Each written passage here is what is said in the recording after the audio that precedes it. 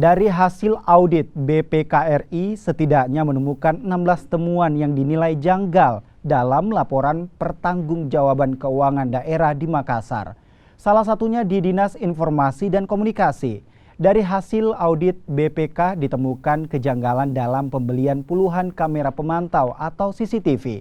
Sementara itu, di Bapeda Makassar, BPK menemukan kejanggalan dalam pembayaran gaji laska pajak yang mencapai 5 miliar.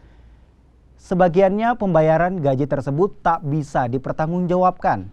Atas temuan itu, Pemkot Makassar pun akan menjatuhkan sanksi bagi dua dinas tersebut.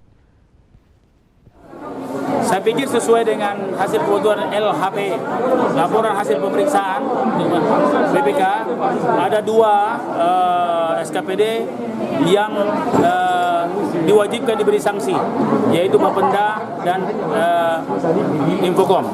Ya, Infocom. Sanksi untuk Bapenda dan Infocom ini karena apa? Akan diputuskan oleh BKD dan Inspektorat. Ya, apa saja Pak ketelodorannya ini apa Pak dari Bapenda dan jelas sekali. Berulang-ulang sudah dari sebelumnya temuan, tapi tidak pernah di follow up. Ya, yang termasuk CCTV itu ya Pak ya? Termasuk CCTV. CCTV itu bahkan saya dengar ada keterlibatan orang dekatnya dulu. Ya, perlu diinvestigasi.